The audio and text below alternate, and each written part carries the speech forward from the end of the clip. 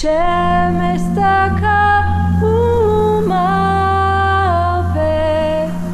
בכנפיה.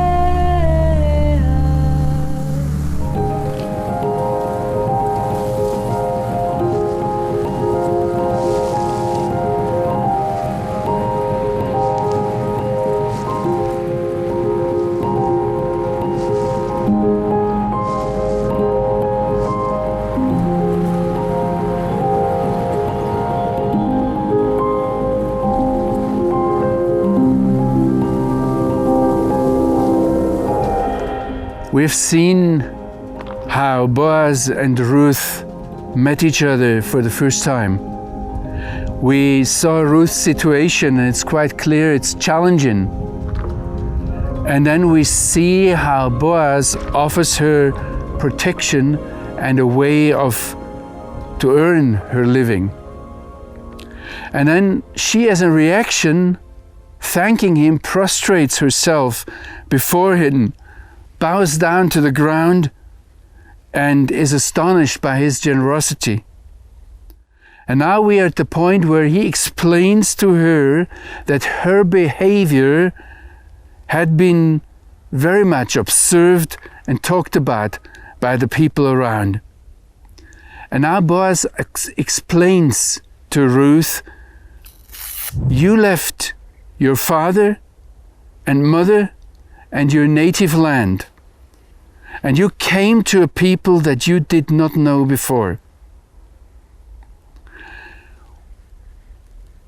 Saying this, Boaz points to several passages early in the Bible. For example, this expression that you left your father and your mother only once appears again in the Bible. It has been appearing in the beginning when God says that a man will leave his father and his mother to cling to his wife. And it's interesting that father and mother appears quite often in the Hebrew Bible, but this leaving father and mother only appears here and in Genesis 2:24. But the much more important parallel is that Boaz seems to hint to what Abraham did. The Midrash, the ancient Jewish interpreters of the Bible, they at once point to Genesis 12 verse 1 and say this is nothing else than what Abraham did. If Ruth leaves her father and her mother and the country of her birth, if she goes to a nation or to a people, he joins them, whom she had not known before, she's exactly doing what the father, the head of all fathers, the father of all fathers, did before her, and she follows in his path. So Boaz is acknowledging that Ruth is the equivalent to those who, like Abraham, leave father and mother, leave their home country, and God is doing something with them. Actually, also the Hebrew term Eretz Moledet, or Moledetcha, or Moledetech, is not very much appearing except for 3 times in the father's story, and then here, twice with Abraham and once with Jacob.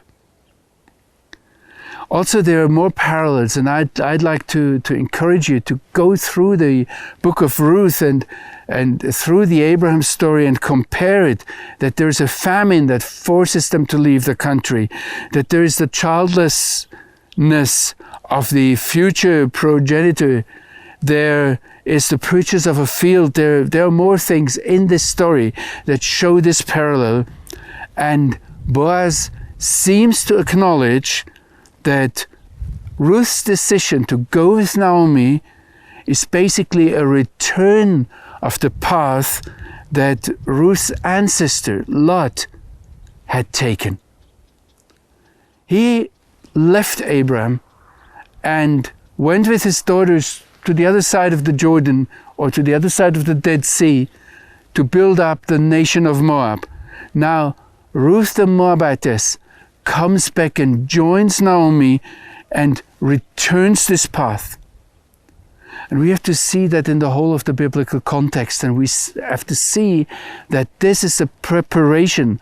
In a way, God seems to need the characteristics of Moab and the characteristics of Abraham and join them together in order to build the way towards the covenant of Sinai and then the covenant of David.